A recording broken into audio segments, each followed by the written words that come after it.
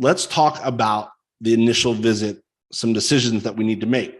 And I alluded to before, I'm going to give you some different options here because not every option is the right option for every single person. It depends on what your goals are for your business, how you want to approach this. But our first decision for the initial visit is, should we sell or not, right? Should we promote something right away? And if so, how should we go about doing that? Something to think about before we dive into answering that question. When you're doing list building, you're serving two masters. First, there's your subscribers, first and foremost. They are your investors. They invest in your lifestyle, meaning when they buy stuff from you, you make money and you get to live the life that you're hoping to live, right? So in a sense, our goal is to serve them and they give us money in exchange for value, okay? But a close second that we're serving is your email service provider. Most of you, it's going to be GetResponse. And indirectly, it's going to be the internet service providers like the Googles and the Gmails of the world. You don't have to focus too much on that right now, but you want to really focus on making sure that your subscribers are happy, but also you want to make sure your ESP, your GetResponse, is happy. Because if you don't serve the ESP, it makes it incredibly difficult to serve your subscribers. And I know some of you are experiencing that right now because some people are having trouble getting their emails in an inbox. Well, it's really hard to sell 30% of your people over time if people aren't getting the actual emails, right? So we have to, as we're doing this, as we're setting up this initial visit, we want to be thinking about our subscribers, but we also want to be considering our partner for life in this business, which is our email service provider. And we never want to do anything to break the trust of either of them. So think about that from when you're thinking about this business, that you're partnered your subscribers because they're the ones that are going to invest into you and are going to give you money. But you also have this partner who's your email service provider, who is like the gateway between your subscribers and you and your ability to make money. Okay. So should we sell or not on initial visit? So something to think about. And by the way, the options that I'm going to show you, there's no wrong or right approach to this. Okay. I'm going to show you all the different ways you can do this. And there is not one that's better than the other.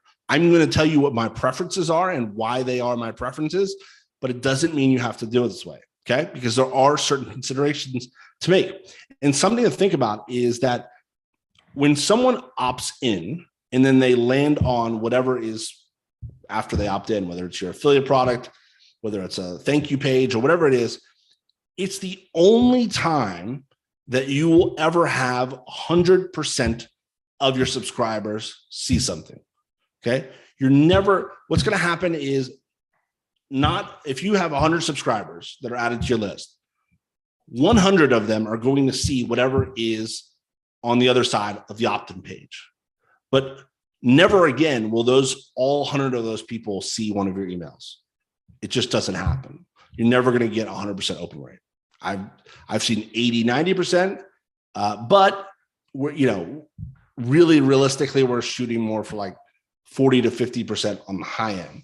And so this is the time that you're going to have 100% of the eyeballs, right? But on the flip side, this is the one chance that we have to make a first impression.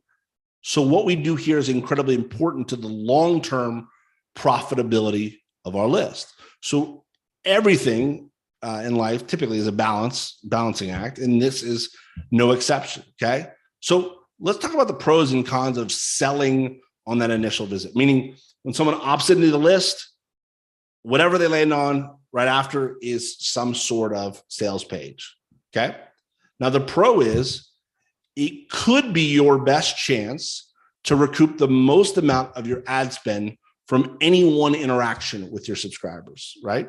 Now, I say could be because when I show you the different options, you're going to see that there are ways that you could potentially make just as much money on the first day by doing it a different way. But it could be. I've seen it where it is the best way to get the most amount of money on day one, because you get 100% of people to see this offer. And depending on how good the offer is, how well it converts, there's a lot of variables. And we're going to talk about what those numbers look like in our next masterclass. But depending on that, this might be our best chance to get the most amount of money. Okay.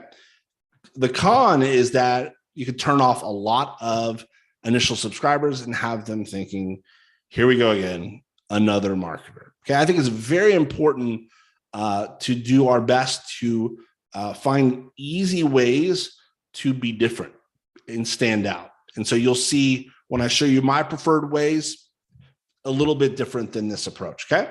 So what if we don't sell anything on the initial visit? Well, each of these options, there's going to be pros and cons, right? So the pro is that you're going to feel different. It's going to feel different, and it's going to most likely give the best first impression to the maximum amount of subscribers, right? A lot of people are going to opt in thinking there is undoubtedly a sales page on the other side. People have done it, right? We've opted into different things.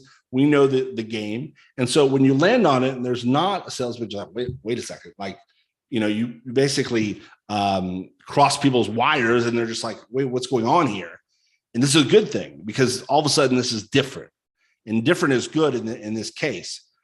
The con is that breaking even on our ad spend can be slower, but can in caps, because it isn't always the case, but it can be slower since we didn't take advantage of the one opportunity that we had 100% of our subscribers' attention.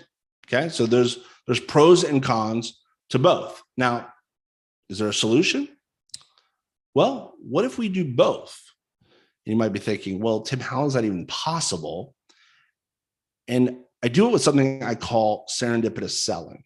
Okay, but first, let's explore all the possibilities of how we can approach the initial visit, and then we're going to land lastly on serendipitous selling, because I want to give you all the different options that you can do. Now, there's 3 steps in the initial visit. Step 1 is someone visits your opt-in page. Step 2 is that some percentage of them opt into your opt-in page and they land on a thank you page or your link to your affiliate offer. And then step 3 in this phase is checking their welcome email, right? They check your welcome email. These are the 3 things that we want to focus on specifically during the initial visit.